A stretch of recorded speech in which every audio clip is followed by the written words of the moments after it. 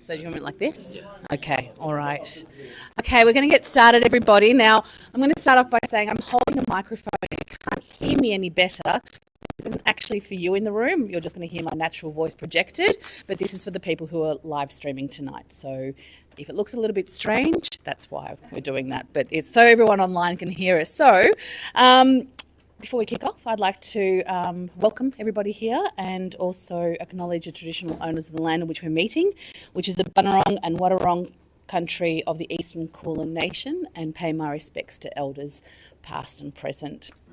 Thank you so much for coming here tonight. It's so great to see such a full room, and also to have people online who weren't able to be here physically. My name's Kathy. I've been kindly asked to host tonight's evening on behalf of Sustainable Cities Collective and part of obviously Friends of the Earth and PTUA. So I run an organisation which is called Urban Transit Solutions, and all you need to know about that is that I'm super passionate about sustainable transport, and I know the thing that actually makes great cities work and great towns work is a really, really good, strong transport network. And when we think about what that means, as a resident of the West, we're far away from that. We've got a long way to go to actually have good, meaningful transport that gets people to where they want to go, when they want to go, and how they want to get there. So we've got a long way to go, and that's why you're all here tonight, and that's what we're all here to listen to. So tonight's forum is going to last for a couple of hours, just a few housekeeping things. We've got some food, tea, coffee, water over there. Please help yourself throughout the evening. Bathrooms, if you didn't realise, are just out the door here and straight across. You'll be able to see them. Again, just please make yourself do whatever you need to do. We also have some great collateral at the back from various people who are here tonight. And most importantly, we've got some great donation campaigns for Sustainable Cities Collective. This is about keeping this communication and keeping this forum going. Thank you. Yes, holding it up. So please scan that, donate. It's really important, and it's never been more timely as we go into this by-election on Saturday, and also the next 18 months as we gear up to our state election. So what we're going to do is start off with a handful of local community people, your people who live in your residence and your community, who have been affected by the quality of our very, very poor bus network. And then after that, we're going to call up a number of representatives who are going to come join us as a panel. We'll get to hear from them, and then also you'll have an opportunity to ask them questions. So that is the format that we're going to run tonight. We're going to do our best to stay on track, and that's part of my job, making sure that we stay on track and on message. I'm just going to do a quick check with the room. Can the people online hear us okay? Excellent. Okay, and I'm assuming you can all hear me okay at the back? Wonderful, thank you. All right, so without further ado, I'm going to welcome Delwyn Ogden, who is somewhere. There you are, Delwyn, that's great. So Delwyn's lived in the area for 8 years and has recently joined our campaign, yay. And she knows the critical issue of how important buses are to our community. And I know, Delwyn, you're going to talk to us about your very own personal experiences that you've had in terms of how difficult it is for you to commute to work, where your hours are perhaps outside of the ordinary, and I think that's something that's going to resonate with all of us in the room. So welcome. Thanks, Delwyn.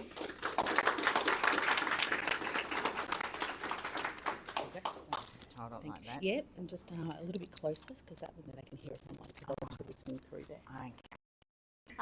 Hi guys, I moved out from inner west to outer west about 8 years ago.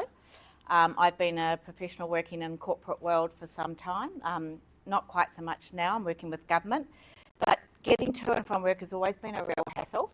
I've had to work some particularly long extra hours, and when I come home it's fine. Buses are 40 minutes apart. To get there, it's not so bad. I consider aim to get a bus at the time, but coming home is a nightmare, absolute nightmare. And being a woman, I'm not particularly young anymore, and walking home, it's probably 20, 30 minutes home walk. If I actually get stuck at the stop, or I've missed the last bus, it's really not safe, and it's getting less and less safe for people around. I don't quite understand why. I go to the footy. I love the Bulldogs. I've been indoctrinated. You might pick I am a Kiwi by birth, but been indoctrinated into the AFL. And on a Friday night or a Saturday night, if they're playing down at the at Marvel. I can't get home without having to have my car at the station. I don't want to walk. The game finishes about 10.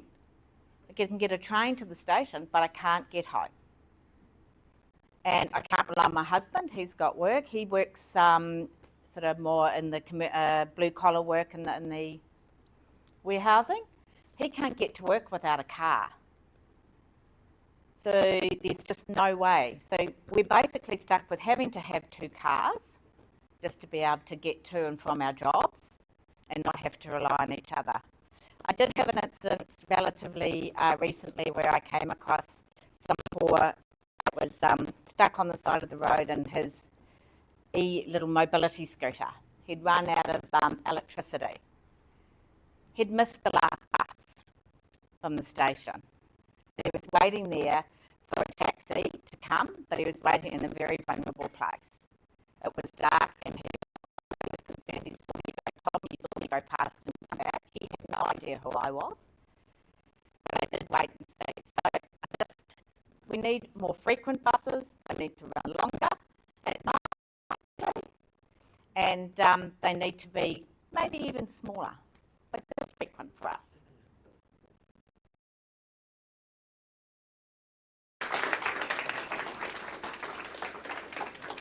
Thanks, Dylan. I think that's something we can all resonate with, and it's one thing being able to get somewhere, but if you can't get back, it makes public transport not viable. And I think this is, it's a really strong message, and you're right, it's not just about frequency, reliability, it's also about service hours as well. So that's really, really critical for people to understand. Our next guest speaker is Afia Khan, who's lived in the area for many years. I can't see you, Afia. I think you'll come up. And is also, and is also a member of Sustainable Cities Collective, which is great. So not only a convert to the cause, but also a person from your local community who has lived and breathed this challenging issue. So, Afia, over to you.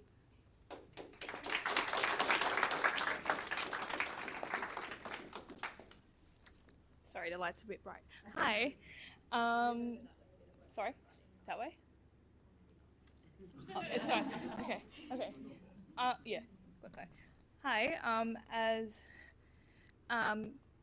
Kathy said, my name's Afia.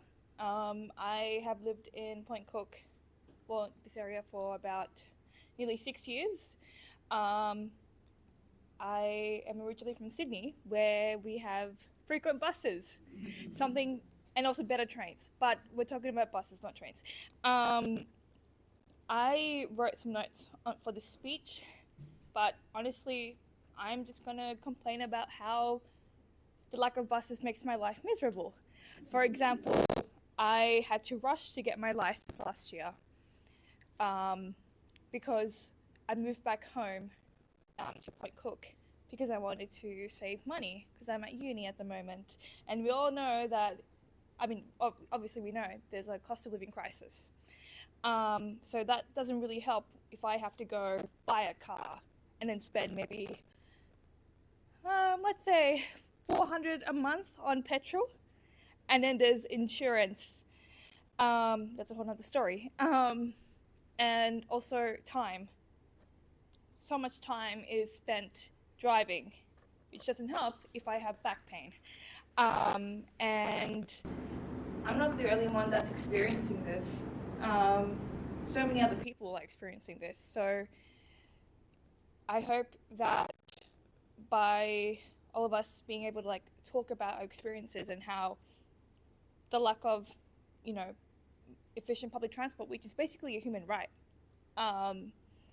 is affecting our lives, then I hope that our fellow candidates can do something about it once they get elected. Thank you. Thanks, Afia. Thanks, Afia. That was really beautiful, and you didn't need notes because I think that message comes through loud and clearly, and it's really hard being a young person and being an old person with, you know, we all know how hard it is to actually, yes, pay for petrol, pay for insurance. And I think the other part that, you know, comes into play here is it's not just the one car that this community needs to own, it's the second car and it's the third car for young people like Afia, for them to be able to then have their own mobility and their own freedom. And that's a cost that just keeps compounding and compounding. I just don't think that message is really well understood. So thank you so much for that. Now we do have one more guest speaker who hasn't quite arrived yet, so I'm actually going to ask John Stone, Dr. John Stone, to come up, and he's going to talk to us a little bit about the John Stone plan. I have a very affectionate place in my heart for John. He was my my supervisor for my postgraduate degree at Melbourne Uni many years ago, and he taught me a lot. He's part of the reason why I'm in the job I am today and why I'm so passionate about transport. So John, I'm going to hand over to you. Thank you. Thanks, Kathy. One of the best things about my job as an academic has been the people, the students that I've got, and seeing where they are now in all sorts of places doing the work we need to make better transport happen in the West and everywhere else. Now, I just want to quickly talk to you about what we can do and just show you how affordable it is and what difference it would make to Darwin, to Afia, to all the people in this region whose lives are really damaged by the fact that they don't have good public transport. So just want to make sure people understand what you're asking for is absolutely possible. So we've already heard what public transport means for a community, and as Kathy said, it's fundamental to being able to participate in the life of a city. So if we don't have that, people's lives are severely damaged. We go to the next slide there. That's all right. And the experience people can be actually translated into a map. This is a map of the west of Melbourne using a scale which compares Melbourne with cities around the world. And if you don't have frequent and reliable public transport that operates throughout the day, then you're in one of these black zones. And most of outer Melbourne is a black zone. Even if you live near a railway station, you can get to the station. The way the system is set up, there's only a limited number of places that you can actually get to. So even if you live near a station, you can get to another station, but you can't get to your job further away from that station. So, or you can't get to your friends. So most of the west of Melbourne is in a terrible state on an international scale. And part of the reason for that is that we do have buses, and I'll tell you how much money we actually spend on the buses in a moment, but we do have buses. There's bus stops. I came past a lot of bus stops on my way here on my bike because I didn't feel I could rely on the bus to get me here on time. We've got bus stops, but we have a standard for Melbourne and across Victoria that says everybody will live within 400 metres of a bus stop. So the thing that the public transport planners do is try to put everybody next to a, not next to something that gives them access to the rest of the city. So if your job is to keep everybody stop within 400 metres of the house and you're given a certain amount of money, then the way to do it is to spread it really thin. So everybody gets a bus somewhere, or except for the people out west of here who walk 6 kilometres to get to this network. If you're the other side of the ring road, the regional rail. But we spread our resources so thin that the bus service is there if you really have to and you want to travel and you can travel during the day and you're willing to wait and you're willing to put up with a journey that winds through the suburbs and takes ages to get where you want to go. So we do have a lot of stops and we have a lot of we spend a lot of money on buses going in these convoluted routes. We've got about 80 different routes. But the plan that we've developed based on international experience and the way that cities have made buses work in places like the west of Melbourne is, is to actually take those bus kilometres and run them. As a friend said to me when he saw the work we've been doing 2 years ago, when we started telling the people of the West that the potential was there, he said, "Oh, you just want the buses running fast in straight lines." Yes, basically. We want them running fast, we want them running frequently, and we want them running all day, 7 days a week. And the good thing is that if we do that, if we take those circuitous routes and we put them on the city like this, people might have to walk a little bit further, but they're not walking to a bus stop, which doesn't get them anywhere. Walk to a frequent and reliable service. They might have to walk a little bit further, and we need support to get people who can't walk a little bit further to this network. But you can concentrate your resources in this way. And the other thing that it means is you can choose where you go. You can go north, south, east, west, and you can transfer from one to the other because the maximum wait you'd have at any junction point is only 10 minutes. So the whole of the Western Suburbs is open to you. If your friends live in another part of the Western Suburbs, if your job is there, if your kids want to get to work on a Sunday morning, all of those things are available. But it's really time for the Victorian government to step up. And there's been forums like this and the work of the community to really, I know that people in the community are saying to us, we've been trying for 5 years to get somebody to take this seriously and we're getting really sick of it. We would have hoped that a by-election right in the heart of this part of the world would encourage the major parties to actually take this seriously. But we'll hear more about that in a moment. But really, what we're saying is we want to have a fast, frequent grid network of 15 lines running on the existing roads. Every 10 minutes, 7 to 9 p.m. Every 12 to 15 minutes early and late. So Delwyn doesn't have to sit there after yet another sad day. She can get home quickly and drown her sorrows.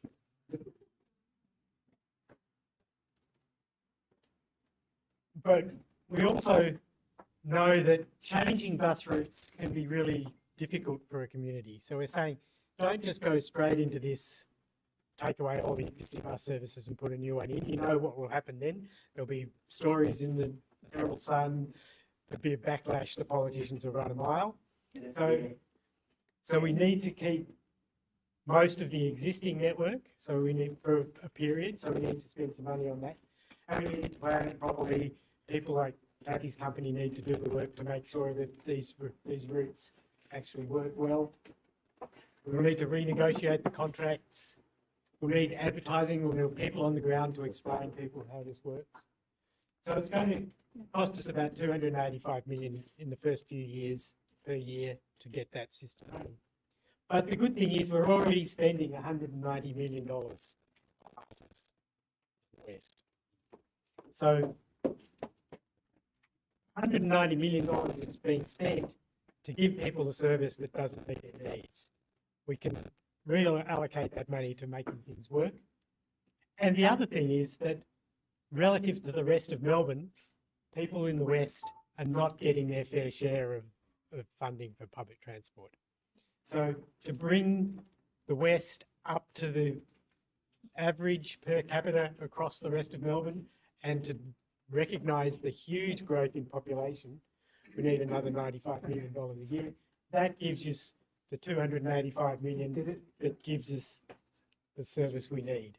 So it's completely affordable. When we talk about public transport projects and road projects, we talk about millions and billions of dollars. $0.3 billion was just committed to roadworks in the West during this election campaign. There's the suburban rail loop on the other side of town. And as David Edershack says, it's just a rounding error. the money that we need to do that. We're not really talking difficult finance, even though we are in straitened financial times. We're talking about something that brings huge relief to the budgets of households across the West. And we need on-road priority, we need bus stop upgrades. People have seen the bus stops where you can't even get to the bus stop because everything's eroded around it and it's a little concrete platform. We need safe pedestrian crossings. So this is the sort of work that was done when we did Smart Bus 20 years ago. So it's not something out of the ordinary, and it's something totally achievable. And just want to finish on something, just to warn people about when you do hear announcements from the government, often you'll hear something like this: 200 extra bus services. And it's pretty easy to go, oh, that sounds pretty good. That sounds great, 200 extra bus services. But what they're saying is 200 services per week, which is 28 services a day, 14 services in each direction, 1 extra service per hour. Yeah, exactly. So, and then they tell you how many services per year or something like that, and you get to thousands, and it's really confusing. But so really what you want to do whenever there's an announcement is drill down and say, does this change? Does this change that map that we had at the start with all that spaghetti in the bowl? Or is this just throwing another piece of spaghetti into the mix? Does it actually get us to the transformation? And just to finish, we know that people in the department are working on this. There's a bus reform plan that the government announced some years ago, which has all the right words. And 1,333 days to go today. Thank you, Peter. We need the people who can count. Thanks, Peter. And so in those 1,300 days, we haven't seen any action from the politicians, but we do know that inside the department, there's people who keep telling us, when we're allowed to tell you, you'll like what we're doing. So what I can conclude from that is we're not alone in thinking that bus reform is necessary and it's achievable, and it's this sort of grid network that gets us there. The Committee for Melbourne agrees, livelihoods, the Economic Development Agency for the West agrees, local councils agree. It just needs all of us to finally get the politicians to say, we're just going to bloody do it. So thank you.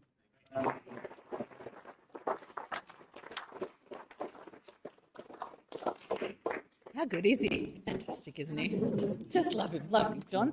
So that's the stone plan. So for those of you who don't know, that lovely map, maybe if we can go back to that lovely map, that is the stone plan, and that's John's work. And I think it's really, you don't have to be a planner to understand the simplicity that would give, because there is no point being 400 metres or 800 metres to a post if that post doesn't get you anywhere. So I think, and cost, when we're talking about projects that John was talking about, I was reading and lamenting with my partner, who I've been in the West for 10 years, but my partner's born and bred in the West, and he always talks about, how always in the West we get shafted, I think is his words that he uses when it comes to transport. And I think, when we hear that Sunshine Station's getting 85 million,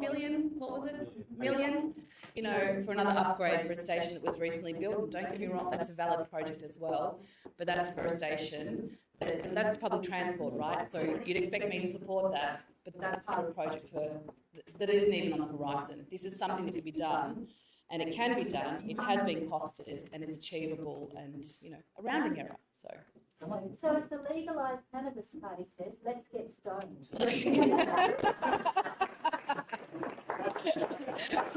Is that after 8 o'clock? Okay, that's great. Sure.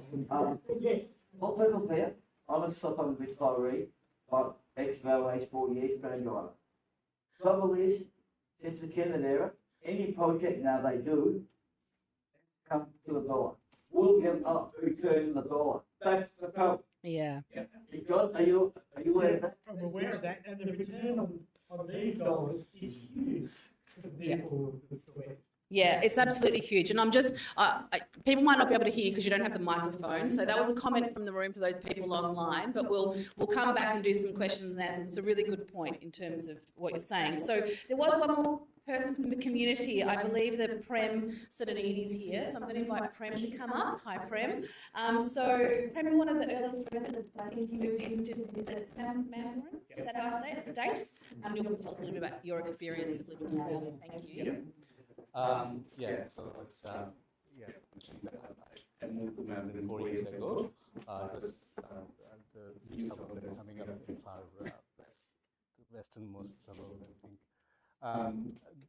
Yeah, I just moved a couple of streets from Werribee to Melbourne, so it's just not a big move for me. But from a experience-wise, the living expectation-wise, it's a lot because earlier in Werribee there was bus transport, but from Melbourne there's no bus transport, so it's just a couple of streets away, you're away. And along with buying a house, I had to buy a new car as well, so extra 50K I had to put in, and then extra money for the radio and the petrol fuel cost, all those things. So that's how it's blowing up the cost.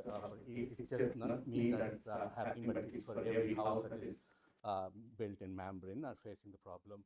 And you can see small little kids walking all the way from schools, from Binnerville station all the way to Melbourne and Cornerstone further away, few kilometers after school, and so it's really heartening to see them walking such long distance with their heavy backpacks and so yeah, I think we have participated earlier as well. We have given some demonstrations for getting some buses, and when the government announced last year that they will be funding the bus network, and they'll be we were very happy, but nothing has happened since then. It's more than 2 years, and we are eagerly waiting for the bus services. Yeah, so that's what I wanted to convey. Yeah.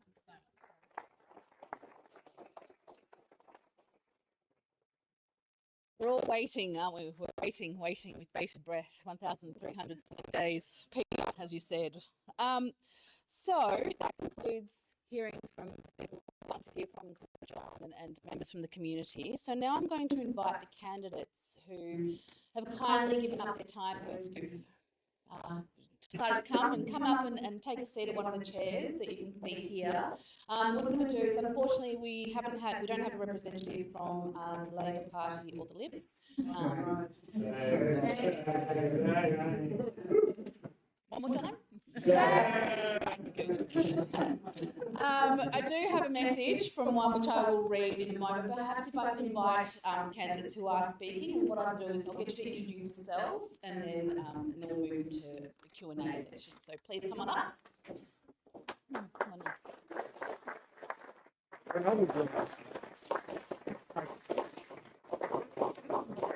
I'll zoom out and face the. Maybe one more down. Yep. I think John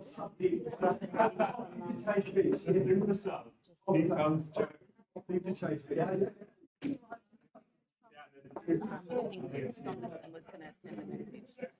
That's okay. That's all right. All right. Wonderful. We're all seated already. Is that bothering people? Should we turn maybe the screen off? Just it's a bit bright. So I'm going to hand you the microphone, but nice big voices so everyone can hear in the room. And if you could just introduce yourself, and then we'll go into the Q&A. Thank you. Hi everyone, my name is Joe Garrett. I'm here representing Paul Hopper, who unfortunately is at another forum tonight. But look, his policy is based on our campaign committee, and we all agree on the policy. So Paul's entrusted me to speak to you all tonight. A bit of background: public transport. Paul Hopper's link to public transport goes back 140 years. Elizabeth Hopper used to operate the crossing. That's why it's called Hopper's Crossing. Let people cross the railway line. My background is with public transport in the 60s, growing up as a kid in North Altona. Mum didn't drive, so everywhere we went was by bus. Bus into Footscray to go to the bank, to go shopping, bus to Altona Beach, so used buses forever. And I was in Italy about 40 months ago and basically travelled by public transport. It was so easy, so good, so cheap, so affordable. So look, it's really frustrating. And just an aside, as John mentioned, about the numbers. When you see numbers, for example, the health number, the government's saying there'll be 25,000 extra people treated at Werribee Mercy with a bigger ED. When you divide that down to days, it's the work of 3 GPs. So it's actually not a lot. So every time, governments love quoting huge numbers, but when you start dividing down to per day, it's often not much at all. Now look, we have to get cars off the road. We have to get congestion down. What that helps the environment, also helps individual, less stress.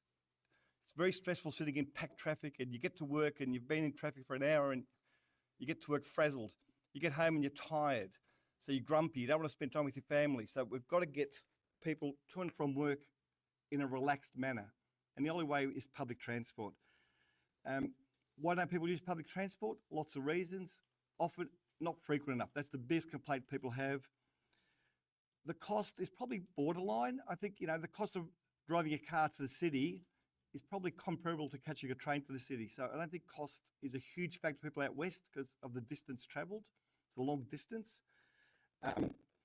Poor infrastructure, like government's rambling on lately about upgrading Williams Landing Station. That's a very new station. They've done nothing to Werribee and Hoppers Crossing Station. They're still the same as they were for the last 20 or 30 years. Nothing's changed there. The other thing is reliability. Like, I love catching the train to go watch my beloved Tigers in the city. One of the problems we faced one night, we actually went to watch the Socceroos play, and suddenly on the way back they said no trains from North Melbourne to Newport, which is where I'd left the car, because they were doing works on the line. So I had to take replacement buses. Now, if anyone's caught a replacement bus, it's a pain because the bus has to go on the road, get off the road, down to the station, back on the road. It takes forever, replacement buses. That's something that needs to be looked at. If you're going to run replacement buses, surely there's a better way of running them rather than making them go in and out of every single station from the highway. If you drive locally, just look at any bus stop. There's rarely a shelter. So we're expecting people to stand in all conditions waiting for a bus. People go, I can't do this. I'd rather just get in my car. Buses are also getting stuck in traffic locally. If we've got busy roads and buses often don't have a dedicated bus lane to travel up and down. So, one of our ideas is if you're going to make roads a bit wider, make one of them a bus lane, even if it's just for peak hour, to get people to and from other places quickly. What's frustrating for us is there's been lots of work done already. Like, we've got Peter Parker with his Melbourne on Transit, Victoria's own bus plan, and of course, the famous Better Buses of the West from John Stone. They're all just sitting there. Governments are sitting on all this stuff. People have got solutions and no one's doing anything. So my final message to the government of the day, whether it's Labor, Liberal, minority, is to quote another famous football coach, John Kennedy, just do something. Thank you, guys. Thanks. Thanks, Joe. That was great. So we're going to change it up a little bit because you've given us your message as well. So originally I was just going to ask you to introduce yourselves, but perhaps, no, that's okay. That's all right. We're very excited. We just want to get the message across, so that's okay. That's all good. So perhaps if you introduce yourself and then tell us a little bit like Joe did, because that was the intent. I was going to ask the question of what's your plan? Maybe let's do it this way, and then I'm going to throw to the floor for Q&A. So all good. Thank you all. My name is Ejaz Moinuddin. So I'm an independent candidate here, and this Nice and loud. Remember, there's no microphone, so nice and loud. Big loud voice. big block. Yeah. Can you hear me now? Yeah. No. No. Okay. I can check to the This room. one? To This the one? room. To the room. It's fine line. Okay. Let's. Okay. All right. Yeah. So my name is Ejaz Moinuddin. I'm the independent candidate for this upcoming by-elections here in Werribee. So I come from public transport. So I'm an IT professional. I manage a lot of day-to-day commute, what we are seeing today, across the Victoria. So it's one of these things which is very close to me, and I have been advocating for local connectivity for a long. So it is a challenge, and I live in the West, and especially if you see the Wyndham, it is completely chaos, and our infrastructure for the local connectivity is a disaster. That's why we are saving more cars, and that is a byproduct of not having a reliable transport. So the reliable transport is one of the key concerns each and every one of household who's living in Wyndham will have gone through. There was a there are many stories. One in particularly is that one of the member who travels 30 minutes to just to get a bus, and he gets the bus, comes to the station, he gets remarks, and he get off his job. So you can see there is an economic consequence of this also is happening. So there is people who are hiring right now in the city or southern some other places. They are looking where you are living. Only for specific reason you are not able to reach to the work properly. So there is economic consequences not only about individual strain. We are also having an economic consequences, which is quite no, sorry for the individual, but it is just like everyone is facing the same thing. Someone is speaking, someone is not. And there's another incident where a guy puts his kids in the kinder, comes to the parking in the station. There is no parking around 8 o'clock. So there is a complete chaos here. The infrastructure is completely broken. So we need to take a holistic approach here. Holistic approach to make the Wyndham a place where we call a better place to live, where we can commute properly day in and day out. There should not be any specific way we can target this, or the only way we can target is by targeting the data-driven approach. There's a data-driven approach where every individual and the transport system, as the clean set, how John has written that one, there is a lot of solutions which need to be taken care. The thing is that we need a holistic approach.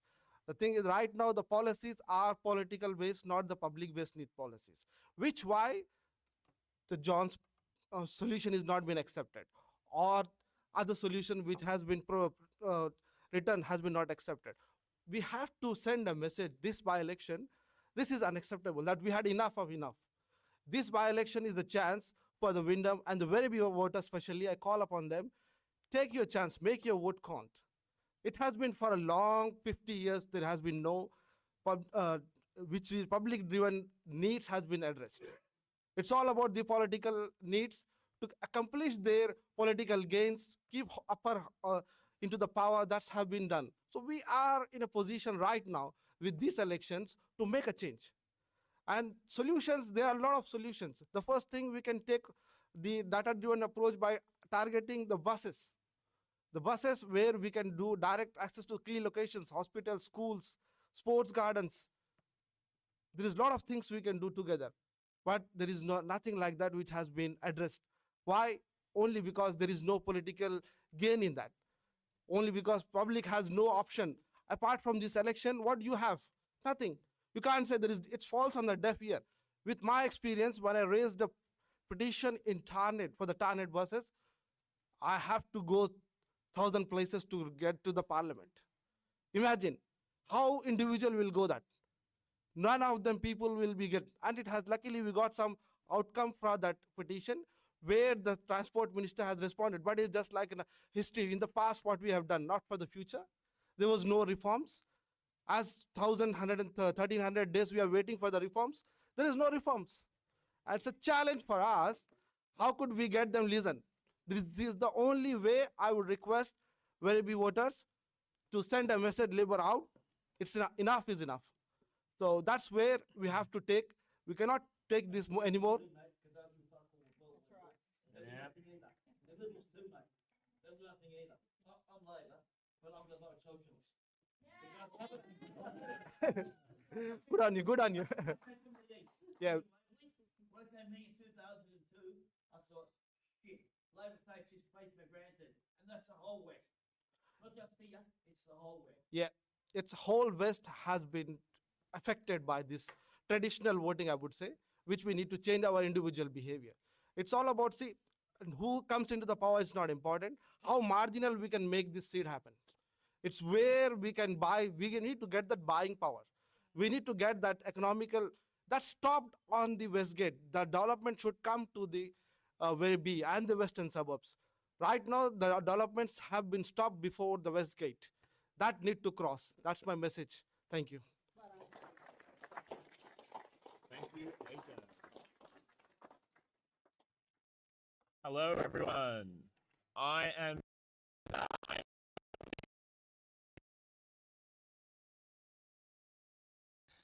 Big thank you to the Friends of Earth for your relentless advocacy for better transport.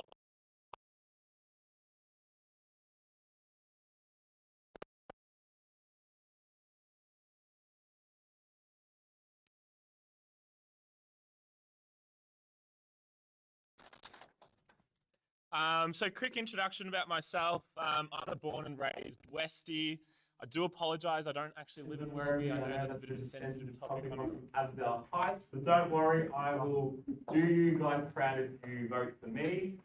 Like everyone here, I am sick and tired of the gridlock in Werribee and beyond. There is yeah, we're all good? Okay. I did see that little tactic of holding it on the side. I'm trying to work it out. There we go. All good. So sweet? Yeah, that's it. Go. All good? Sorry, where was I? Sick and tired of the gridlock. Traffic congestion is a daily nightmare and it's a symptom of decades of poor planning and under-investment in infrastructure. I myself, I live 50 meters from a pole. I'll be honest with you, I don't even contemplate taking that bus because it is always 30 to 40 minutes late. Doesn't exist in my mind. I do also just want to quickly say, I keep hearing at the polls that with legalized cannabis Victoria, that we are a one-party policy, and that is not true. We're here today, like we're a Labor and Liberal. Where are they? If you research the party, and what you'll actually learn about the party is that we care, and we care for the people. We are not about greed. We are not about money. We're here for the community. LCV have actually been working with Friends of Earth for the past 18 months on the Better Buses campaign. One of the big problems in this area is the roads. Roads are a bloody mess. And we all know what can fix it quickly and immediately is a better bus network. We all know that. 1.3% of work trips from the West are currently made by bus. That is tiny. With a massive reliance of cars. I believe 75% or more travel. That's what governments want.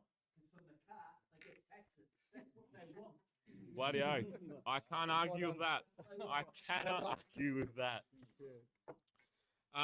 So at the moment, the system is broken. People are dependent on cars, which means more pollution, more congestion, and higher household costs. I believe on average, the people in the West have 3 cars per household. That is, that's crazy. What is LCV's plan?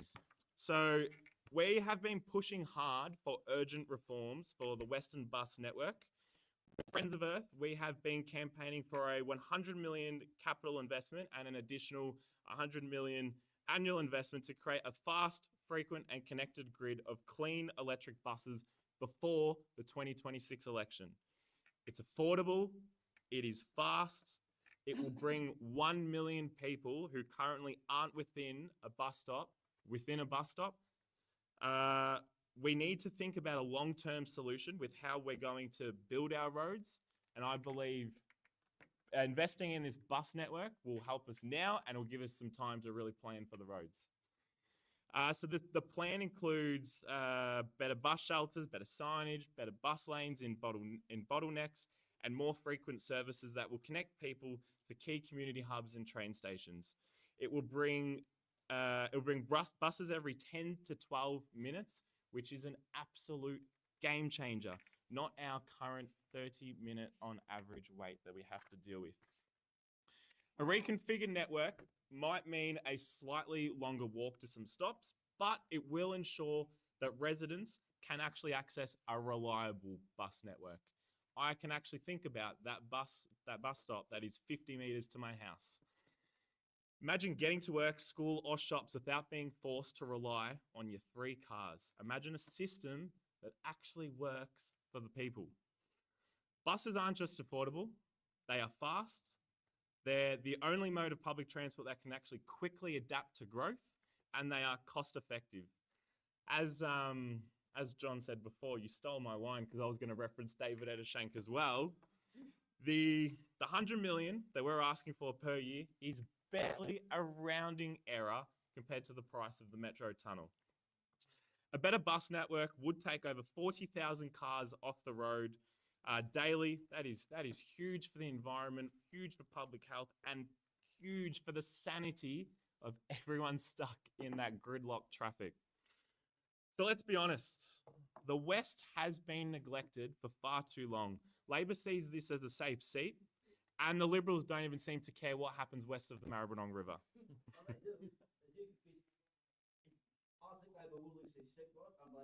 Yep. Think, oh, beauty, people vote Liberal. At this election, Yeah. this is the problem is that trend might go statewide. Mm. I think Victoria has to come every cent marginal. Every cent has to come marginal. For change. And with independence, Essentially, yeah. as you said, Joe, independence, yes, you're like the political party, which is good. Federal level. And federal, yes, right, yep. Yeah. So MP David O'Shea from Legalise Cannabis Victoria, he did table a petition in Parliament with the help of Friends of Earth. There were over 3,000 signatures on it. We want better bus routes in the West. David also introduced a motion at the end of last year to upgrade bus routes and to trial free bus fares. I'm sorry, Greens, I know you want to put your 50 cents, but we'll beat you and we'll make it free as the trial. However, both Labor and Liberal voted against it. When you vote, remember that, guys. Thank you.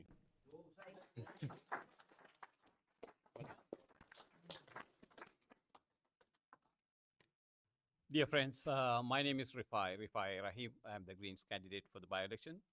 I'd like to thank the organizers, especially they've taken time and they organized this with a hard effort. Again, I have to thank every one of you because I saw they were arranging, they are putting additional seats, so the more than expected.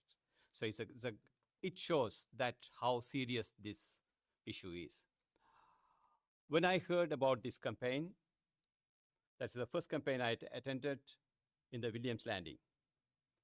So when I went there, I really liked this because I was suffering of this issue because I drop my son every day, my son's daughter, every day to the train on my way to office. I take time, even when I wanted to go by train, I couldn't find the parking place. So it takes around 15-20 minutes searching for the parking place. Difference every station. So this is the hard part in our life.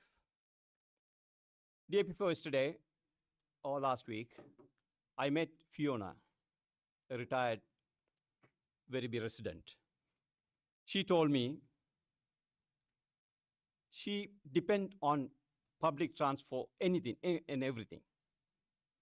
For her work earlier, now for anything, even to see doctor, everywhere she takes public transport. She said, that is my fundamental right, that my fundamental right has been denied here. That is the sentence I got from the people. That's what I also feel. That's what I am passionate about this campaign. After Williams Landing campaign, I told Ellis, no, I want to arrange a similar protest in Tarnit. I was the campaign organizer. I invited all the local MPs, sent the email, messages. Their official replies came. They are busy. One MP called me on a Saturday. He said, why, Rifai, you are involved in this? This is, this is anti-labor. I said, how can you label like this? Because it is, when I was involved in the council election, when I was door knocking, people were talking about this. That's what I involved, I am organizing this. No, it is, the Green Party, that's support of Green Party, the Greenish campaign. And that parliamentarian was telling me, I'm also doing a lot of bus campaign. So I am arranging buses here and there. I put a couple of buses here, a couple of buses there. They are depending on the piecemeal solutions. I said, if you want to listen people, come tomorrow, listen to the public. Oh no, you know, we don't go to this public protest and all. That day I heard that you came to the parliament steps. Why would I come to me and will I have a cup of coffee and discuss about this? It is not that issue. This is a public issue. And there was another parliamentarian sending a message to me, mate, please don't involve in this. They are expecting us to behave like every time whenever these Labour MPs come to us, we slavishly voting them every time. Therefore, this situation should not stay longer. Today, I had a visit in the hospital, Mercy Hospital, on the invitation of the CEO. I found how bad capacity that has. That's a poor capacity. Whereas Frankston got a brand new hospital. What is the mistake we made here? We kept them 10% margin, 12% margin, 15% margin. Sensible Werribee voters should not make that mistake again. Let's change this. Let's change this. And the attitude, when they talk to us, they were talking like, you know, we are the people can deliver. Only Labour can deliver. Where is your delivery? You didn't do that. That's what we are here. That's what we are going to vote against them. Unfortunately, the two major parties didn't come witness this. They should have been here. They should have been here. That means they are not ready to listen. Now we have to make them listen. The power is in your hand. Please exercise. Thank you.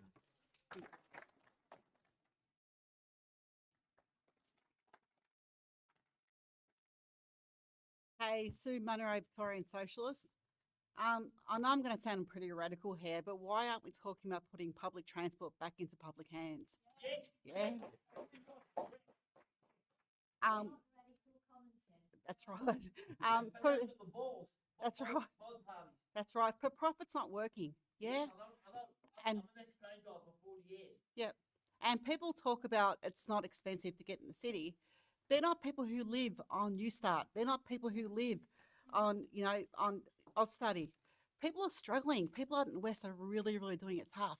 We need to start looking after these people. My daughter's 21. She has epilepsy. She needs to rely on public transport. Getting home from the station at night, she has no choice. She has to catch an Uber when I'm working because being young and a girl, she's going to be, you know, she might be attacked. We need to get real. We need Labor to stand up and we need to get behind each other and go, we're not going to put up with it anymore. We need to do it, guys.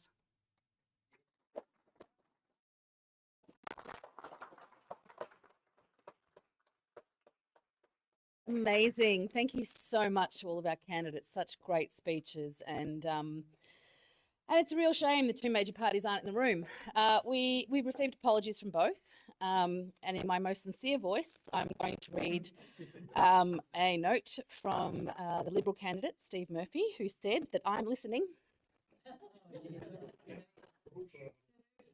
And it is my responsibility to fight for better bus services. I can guarantee, if elected, I will make this an advocacy priority.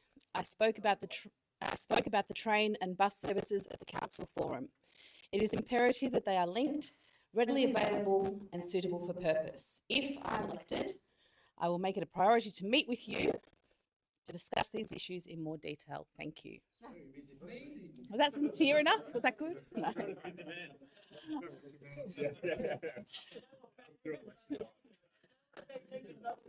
Right, and this is your voice, and you know I'm not taking any side tonight, but we're here, and it's great to have everybody in the room and to. That's exactly what's from now local. Exactly what you hear from now local. So now it's your turn to have a to ask your questions of our candidates who are in the room tonight. I might even implore you to ask questions of those who aren't in the room tonight. Perhaps we can find a way to get it to them, Elise. I think might be a good way to do it because they should be here. So because we only have the one microphone, I'm going to ask the people in the room if you can make a queue because we're just going to work off this mic and then I'll pass to the candidates. So please come on down if you have a question. And for those people online, if you have any questions, that's great. They're already starting to come through. So I'm going to read out the ones from online, but please join the queue. So we'll go straight to in the room first. Thank you. Great, thanks. Yeah, I think public transport kind of can't be separated from everything else that's happening in society. The West is neglected on every single front.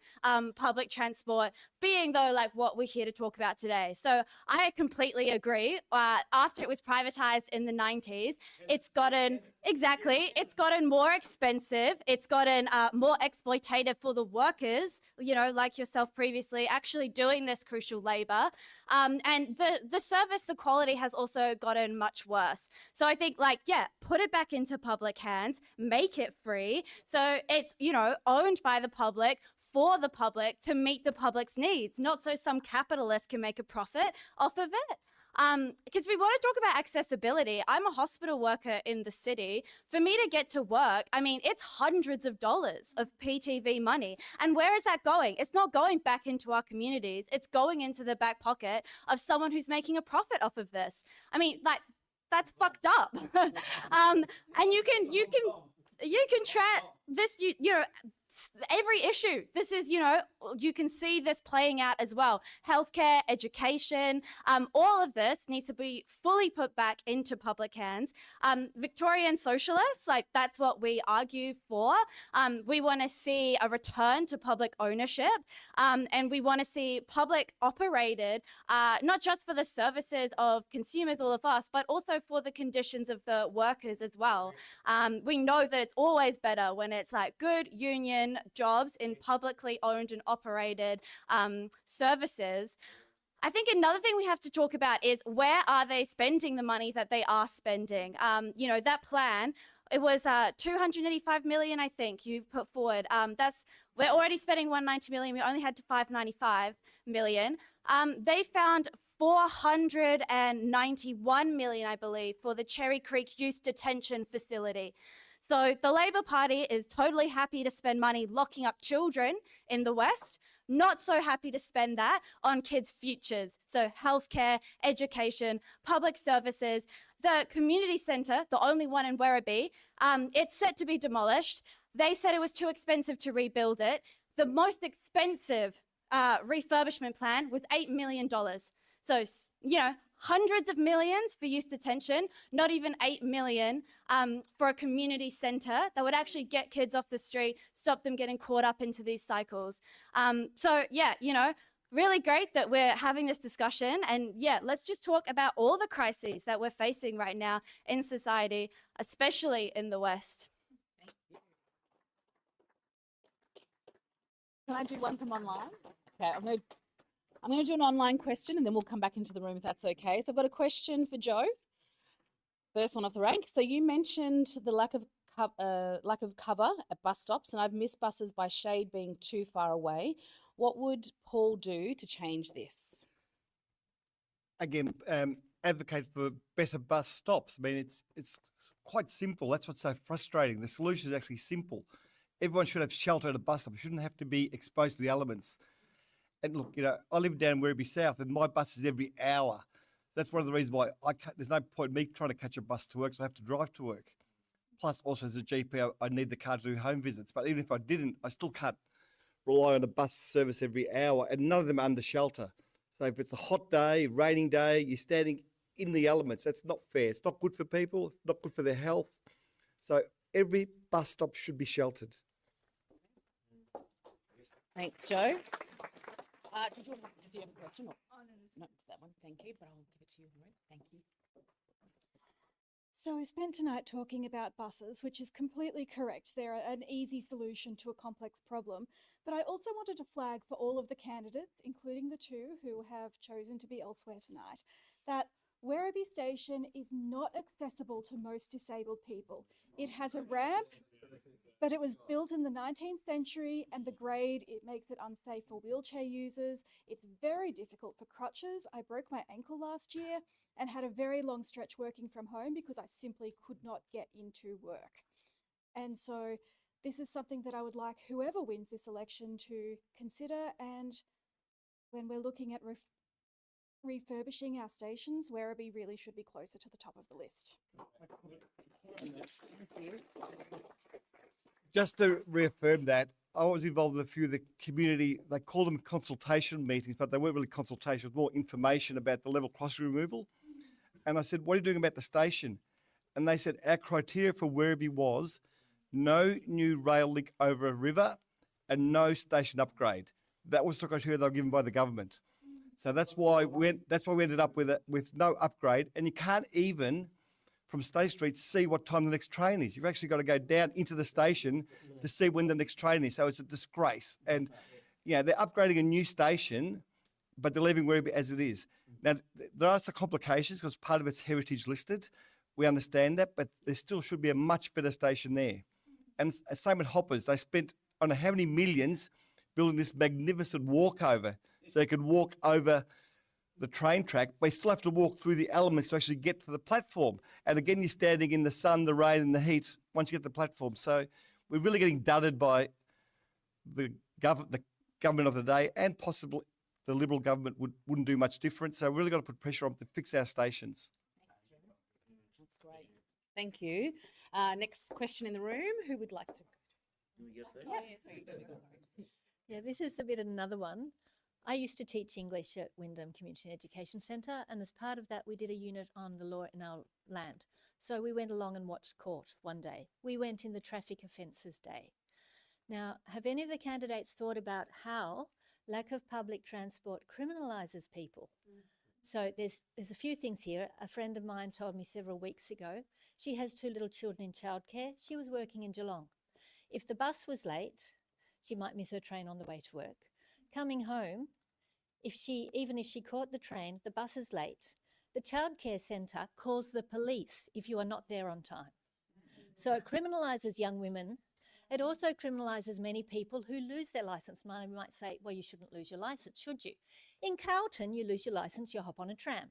You catch a bus, it's inconvenient, but it's okay. Here, you decide, am I going to drive unlicensed and break the law and risk going to prison or having a fine I can't pay, so go to prison? Or am I going to lose my house and my job and not be able to send my kids to school?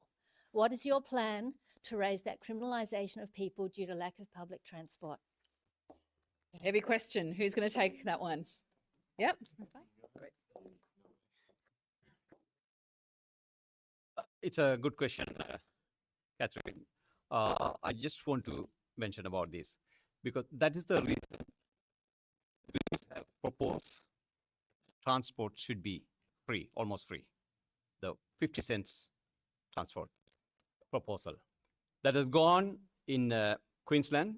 They tested it. It is now being implemented. Now we expand to Victoria. We are asking for trial.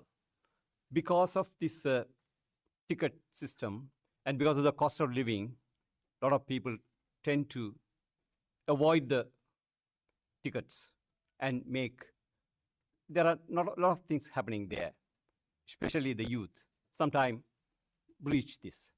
So therefore, what our plan is, make this public transport free, almost free.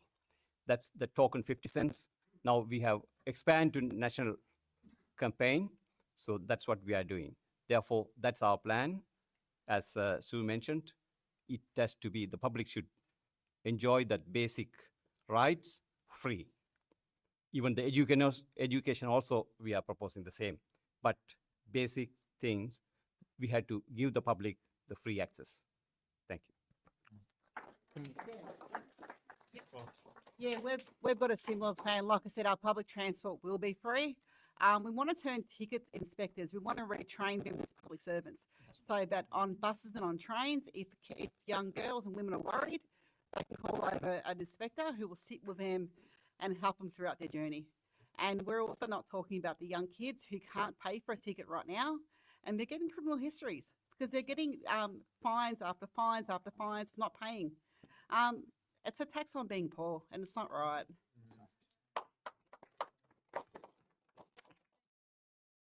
I was going to quickly use the opportunity just to talk about the Medcan driving laws, actually, just around some of this, because the Medcan community, we basically are forced to, if you consume your medicine, it stays in your system for up to a week on a roadside drug test. So we basically are forced to use a bit of a terrible public transport system.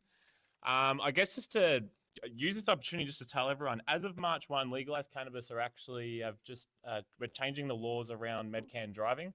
So if you have a script, you get pulled over and you have THC in presence, you will not have an instant loss of license, which is currently what the laws state, even though that you have a script from a doctor saying that you can consume that for whatever reason, you will currently lose your license. March 1, you will now receive a traffic infringement notice instead, so we'll actually give you the right to defend yourself. Because in the day, you're just following your doctor's orders. So I just thought I'd quickly add that in there. Thank you. See, the authorization officers has the responsibility. We need to understand that. And also there is a consequence of if someone is doing out of the law. So we have a challenge here. It's not about the going without a ticket. It's all about the complete environment. If you check environment, it is the consequence of what we have gone into the broken infrastructure system. Itself tells us that this is what is one of the outcome of this broken infrastructure system. So criminalization of, I totally against it because it's not an offense. It is the byproduct of what broken system it is. So we have to holistically look into the whole picture. So we have a challenge. It's a big challenge for each and every department here. So it's a known thing, and I'm really because I work in the public transport, I know how the authorizing officials are. So they are helpless sometimes. So it's very challenging for them as well. So it's really, I just wanted to say something about it. It's nothing. Thank you. Okay, just a reminder, because I know we've had a few people come into the room. We're not going to break. We're going to go right through to 8 o'clock. So if you do need to get up and go stretch your legs or bathrooms outside or please get yourself some water, please feel free to.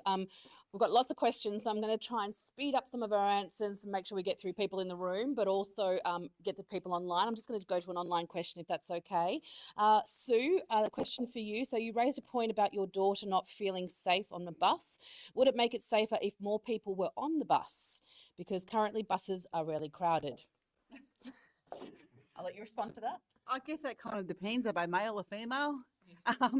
Are they, it just depends. I don't think it makes a difference. We need someone on the bus constantly who will look after these people, women. It's frightening for any female, even our age, to be on a bus alone because you're going to have some random trying to chat you up. Yeah. No, so it wouldn't make a difference. Great. Thank you, Sue. Okay.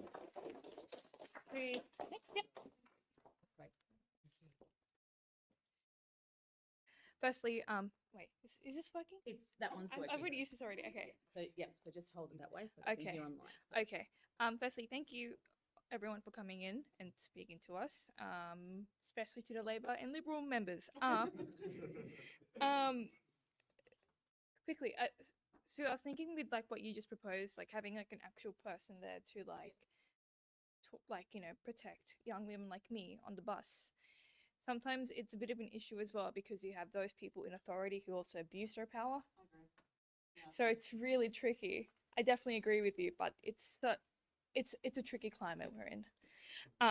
My question to actually all of you is, okay, all of you have something in common. You're in the West and you're using public transport. You have the same struggles as we all do.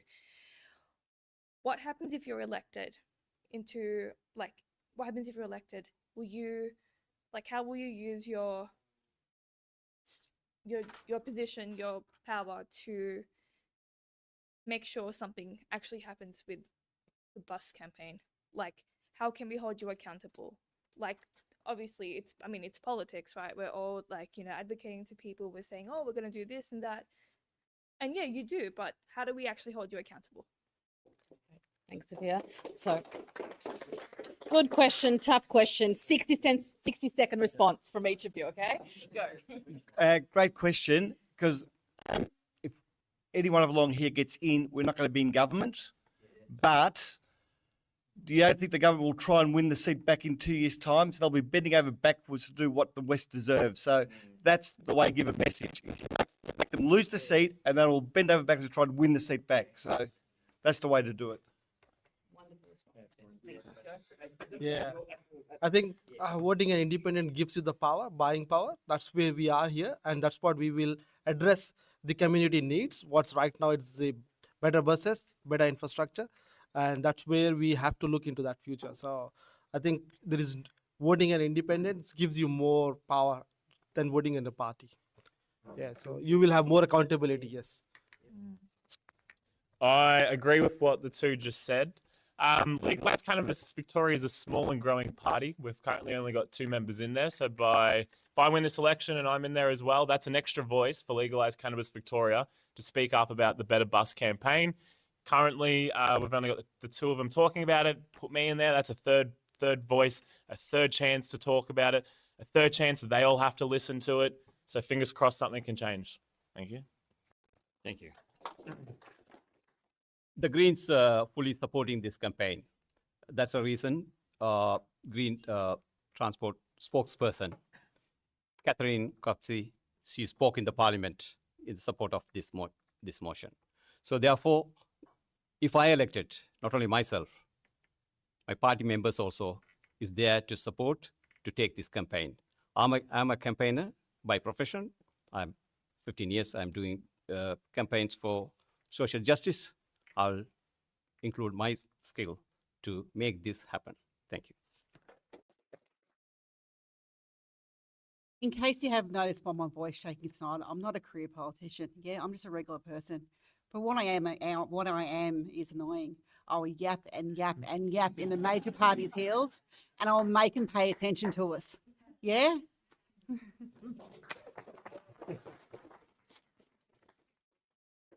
That's great. Okay, question in the room. Right. It's actually not a question, it's a comment. I'm 63. I'm self-funded retiree, ex-railways, train driver for 40 years.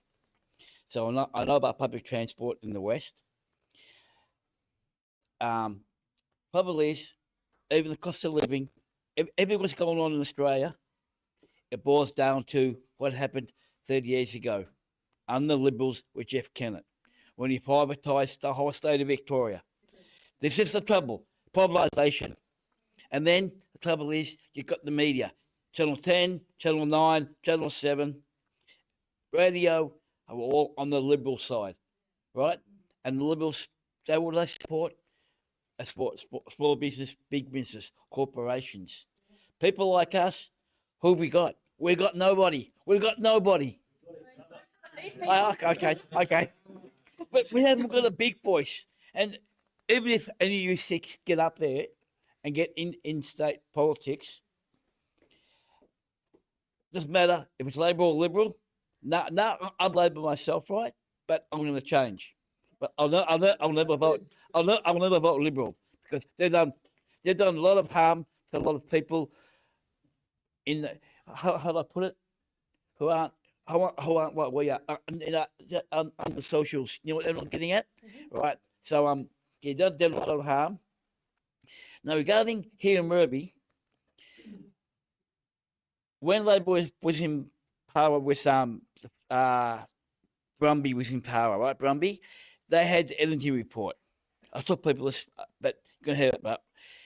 The proposal for Eddington was that we have electrification to Melton, 4 tracks from Werribee West, which is between Little River and Werribee, but it's past the race course, 4 tracks near Park West, 2 tracks to V-Line, 2 tracks to Metro, fully electrified with 5 stations, right? And electrification to Melton. That was the plan. They started it. When Liberals got in power, value, that project, he said, oh, look, he goes, it's under budget and it's 2 years ahead of schedule. The reason why, they halved the project. That's why Dermot Road and the Peak is chock-a-block, because that originally was meant to be 4 tracks, 2 V-Line, 2 Metro with 5 stations. Where are they? Where are they?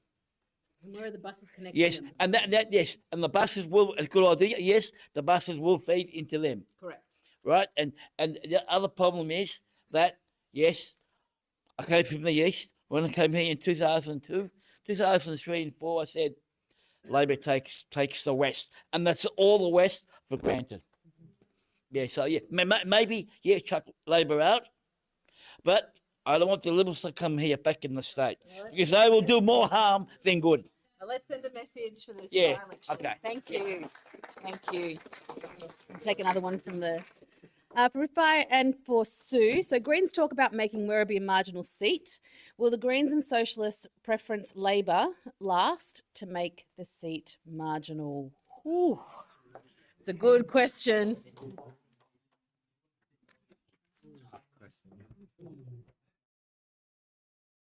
Our position, you preference green. That is our position. It is depends on the voters, what is their next choice. Whatever we give in the paper is a recommendation. It's a suggestion, I would say. But we have very clearly said that is depends on your choice, the other preferences. So we respect the voters to make, but what we hear from the people, they're angry with Labour. So that they can reflect on that. But it is not the mandatory that we are backing Labour. No. Green is green. We are not going for Labour. I am not collecting. I think the question is, Yeah. will you preference Labor last? That's the question. Not to drive it home, but yeah. I think it is an important Yeah, that's right. Yeah. But anyway, in a circumstance comes, depends on the issue. Whoever, we will analyze the issue basis. Labour was, we'll put them down. Thank you. I would love to say that Labor are the worst on the ballot sheet, but they're not. They're a far right party. They're a Liberal party. You are correct. Labor suck and they need to be challenged, yeah? But there are worse parties, so no, we might be preferring last. Thank you.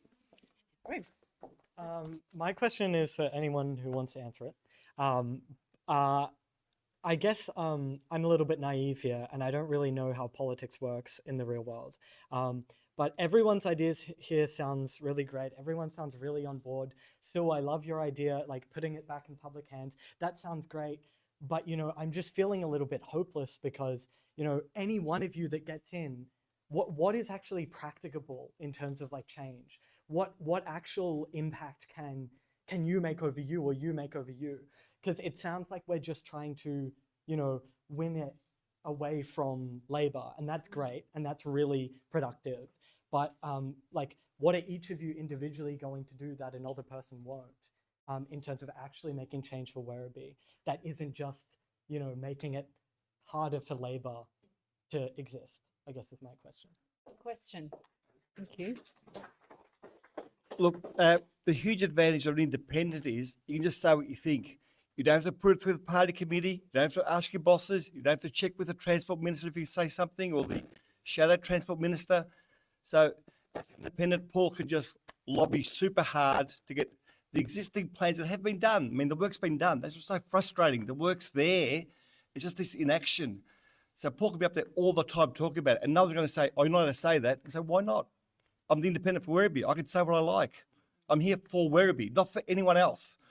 So all of Paul's policies are based on what's the best for Werribee. So that's how that would work.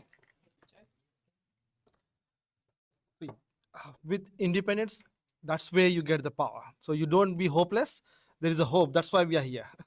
So the hope what we are trying to give to every resident in Werribee, it's not over. The 50 years, what has been done, it's done. This was the polity first poll. Now the era will come for the people's policies first. So don't be hopeless.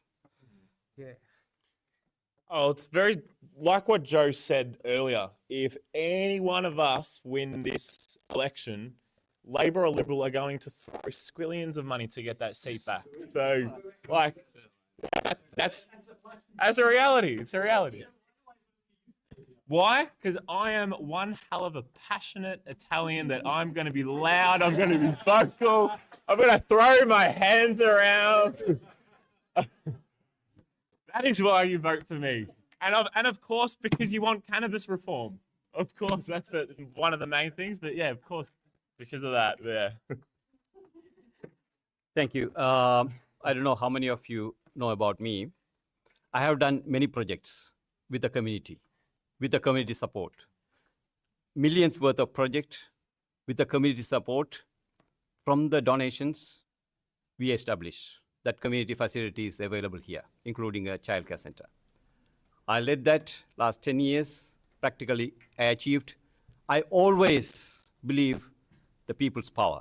As long as you are with people, you can change things. And my profession also, we have defeated many management proposals in the EBA negotiations with the support of even non-members in my profession. So I'm a union organizer.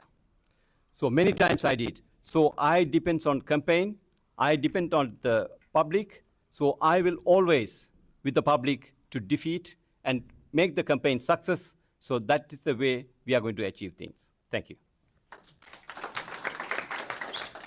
Your question was, why would you vote for me over the other independents, right?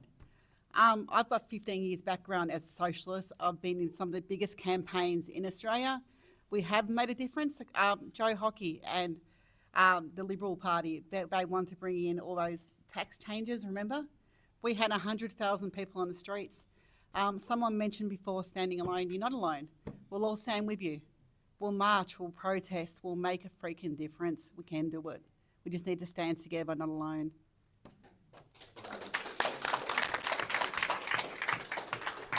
Thank you.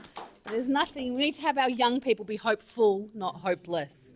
That's everyone's job in the room. Absolutely. I just want you to be hopeful. Question. Thank you. Not so much a question, just a statement also. I think it was very interesting that there was only one candidate who could really identify why the public transport is so bad here, and you won't see it, in the northern suburbs, in the southeast. It's because privatization, literally every service in this area is the same as the public transport, the hospitals, the education system. And if you're not really asking the questions of why has this happened, then you're not really tackling the issue. I'm a social worker here. I work with some of the most vulnerable people in the area, young people in the justice system, families with child protection involvement, living in poverty, just living in really in hardship. And I think, it all leads back to privatization. I think that the people here are very frustrated with, the big parties like Labor, the Liberals, even the Greens, who honestly have just sold out regular working class people. And if we look to this group here, I think they don't even trust their independence. A car dealer why would he really care about public transport if he's selling cars? That's gonna ruin his business.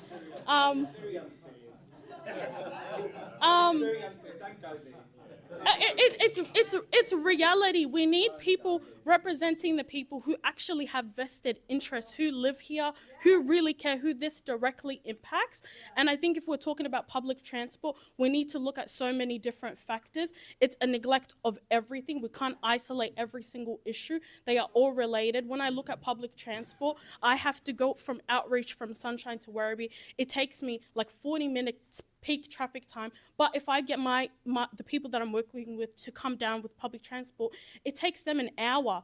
And not only that, so I'll just drive down, even though just the road infrastructure is crazy. And the reason they're having services from inner suburbs working all the way out here is because the issues are so severe out here. We talk about the crime. I think it was really interesting someone raised the criminalization. When we look at these services being in decay, who is it punishing the most? It's the working class people. Not only are there services in neglect, and the only thing that's money is being poured into in this area is police. We need to critically look at the system and the structure and ask questions. Why? I think it's just, I think it would be a good question too if you guys think, why do you think this area is in such neglect? The area that is, regular working class people, not some of the wealthiest in the whole of Melbourne. Why do you think the public transport is so bad? And how do we know that you really represent the working class people and you do want it to change? It's a big question. That's a big question. Maybe I've got maybe two people who want to tackle that because I've got some questions in here. So 60-second answer. Okay. You can do Look, it. I've been a GP here for 37 years, so I know how much people struggle. And look, whatever you do as a job doesn't mean you don't know how people struggle. I mean, it's who you are as a person. So if anyone wants to meet Paul Hopper personally, have a chat to him, you realise that what he speaks is from the heart. He's a genuine person. Sorry? No, he's at another forum, okay? So I'm there representing him. So, you know, personal attacks aren't warranted. It's what you really believe, and we're both long-term Westies who want to do this for the Wests. And we realise Labor, both parties have neglected the West for so long, which is why I've stood in the past as independent, Paul's standing now, and that's why we're so passionate about the West, because we really care about people. Okay. Okay. Yeah, so the underlying problem we have to, I think that's where she was trying why. So the underlying related to each infrastructure, each individually, but it's a traditional voting. Is that the underlying problem? So if the voters doesn't change, the voting pattern doesn't change, we will never change. Yeah. So that's where. Perfect. So quick one, because I've got a question for you next. Yep, I don't think it's a personal attack, Joe. I think it's a serious question. How can a car dealer actually talk about public transport? It doesn't make sense. It's a conflict of interest. Yeah, it is. It is. He's making money from selling cars. You were on a Victorian Socialist page this week talking about what accessible business he has, but yet you're here talking about buses. It doesn't make sense. And as a doctor, you have no idea really how much the working class struggle. I've been on a carer's pension. I can talk to people about how hard it is.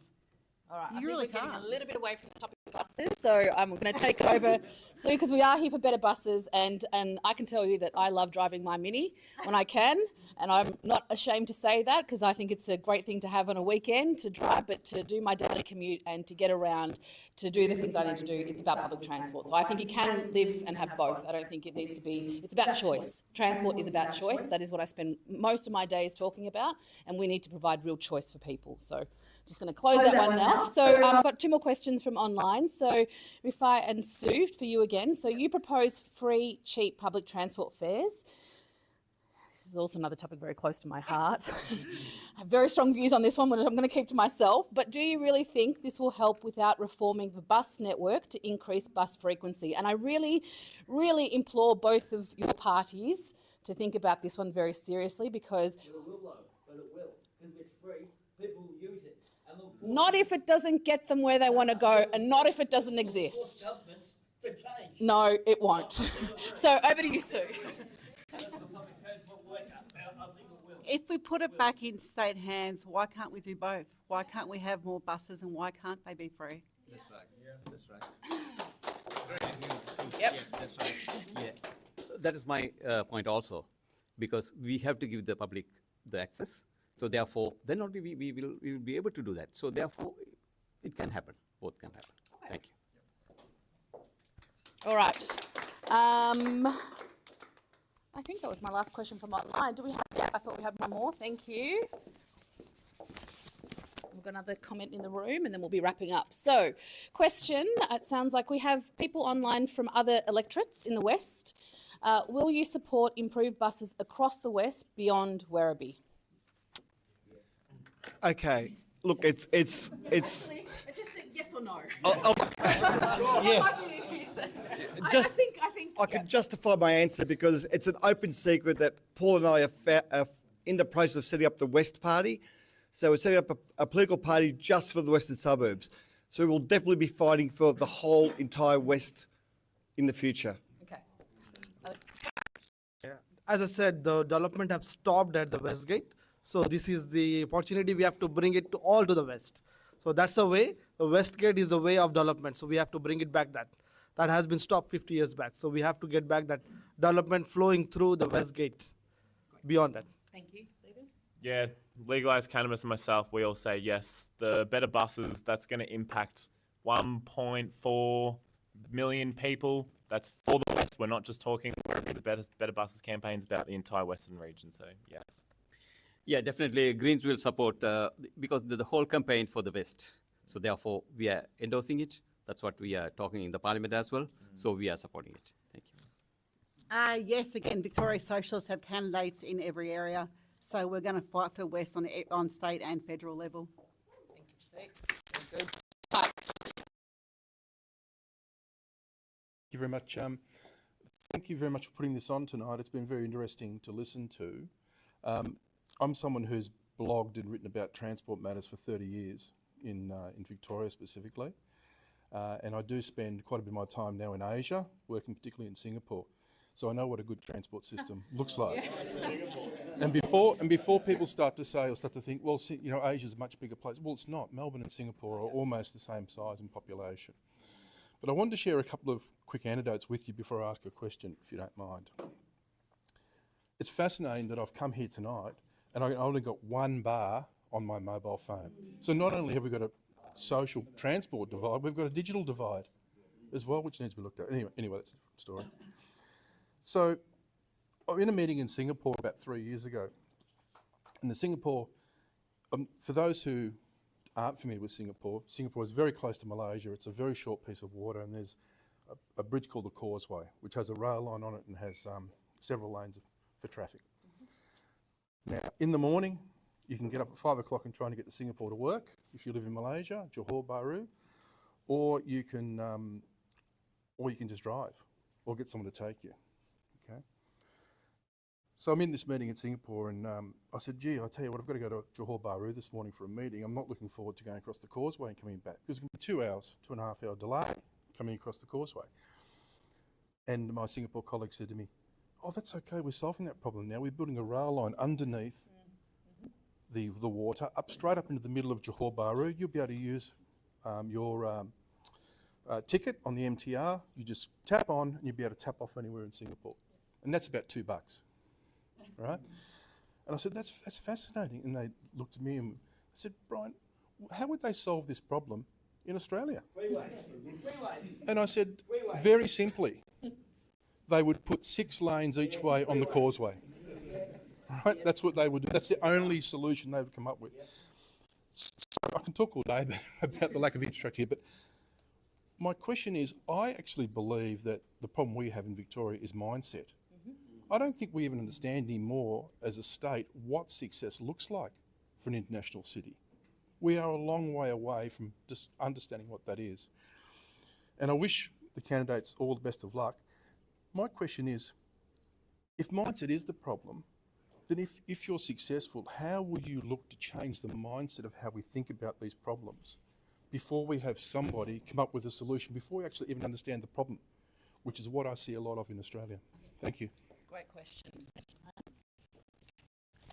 Again, it's addressing why people don't do things, like why don't they use public transport. Once we understand why, they go, well, actually, if we do this and this, will you then use it? They'll go, oh yeah, we'll give it a go. So I think you've got to get the analysis right of why people aren't doing something and then sort it for them. You don't all have to answer, just, yep. The mindset is always, as you said rightly, the mindset is really a changing here.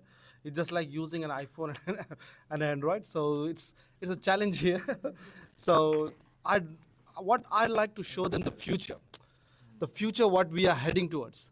So we need to, if we get a chance, I will show them the future, what we want, and how can we achieve that. That's where we should be focusing.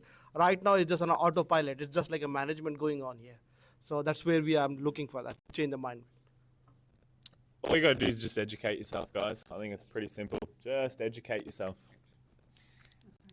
I agree with Xavier. So the education piece is important. For example, now he was talking about the Singapore success, what we can learn from that.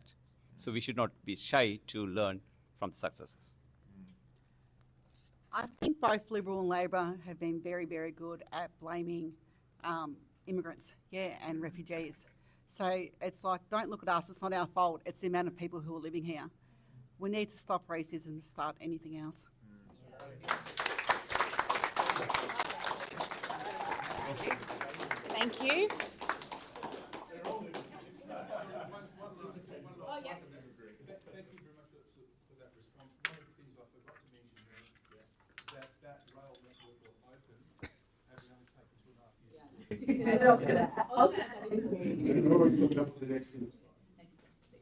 long-term thinking.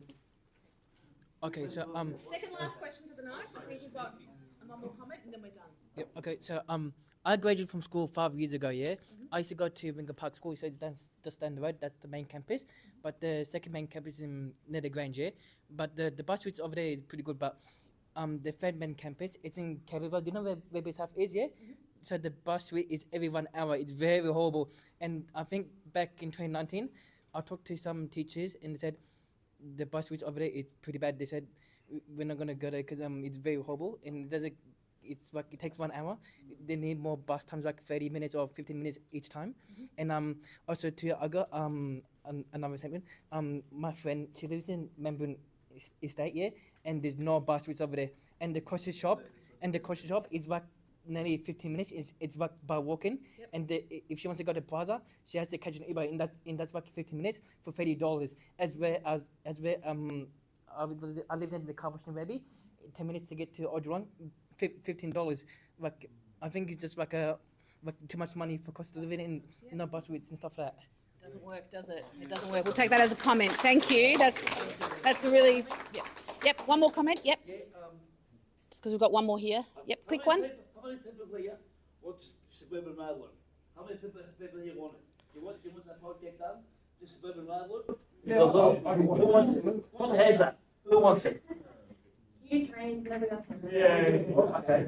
Who wants the airport link by rail to the airport? Yes, a lot. Right. Here's the bad news. Here's the bad news for you. It won't get done. It won't get done. I'll tell you why. Jeff Kennett made a deal with Transurban. Anyone who competes against Transurban projects, they get $8 million to be compensated. And that came from union movements. Yeah. Better buses. I was about to say that. Which is good. Trains are important, but better buses. Labor, it's the same thing. So Labor, Liberal, I want the same. You know what's happened? Well, you've got a bunch of independents up here, and Greens and Socialists. So I'm just going to hand over because we've got one more minute. So I'm just going to hand over to one bit. Thank you. So I wrote about that on my blog, federal railing, at a set times over the last 100 years. In the 1990s, the federal government offered Victoria the 100% cost to build the rail link to the Jeff Kennett said no. Yep. That was $800 million. Now it's 12 billion, or $1 billion a kilometre, or $1 million a metre. Go figure that. Thank you. I just want to mention I've got some brochures here about another problem that's about to hit Werribee, and I'll give them to you outside as you leave, if I may, please. My question is for you. Now, you were kind enough to give us the explanation from Steve Murphy. Steve Murphy. Why he didn't come? No, but you were kind enough to tell us that. Did we get some kind of an explanation from Labor's John Lister as to why he's not here? Did it come through? They were maybe going to send a statement. They haven't sent anything yet. But on the phone, the reason was that they're at free poll and it's really busy. There's still a It's a very good question. It's a very good question, and at least that was a very diplomatic answer. Okay. So that's great timing, everybody. So I just want to conclude tonight by thanking all of you who did show up and who are here to represent your community. And I think everyone in the room, and for those people who are online, I think you have a great bunch of candidates to select from to send a message. I think the really important part here is this is not just about the Werribee by-election, this is about the election. So I think, when you guys, I don't get to vote in your electorate, but, if I did, I know where I'd be voting, and it would, I think it's really great that you've all turned out here tonight to show your community what it is that you're all here to represent, which is about better buses. So I'd like to thank Sustainable Cities Collective, which is part of Friends of the Earth, and the PTUA for having me here tonight. Also for the Wyndham Park Community Centre and all the local groups who are here as well, representing your own communities. And most of all, thank you to you for making the time and coming to talk about better buses.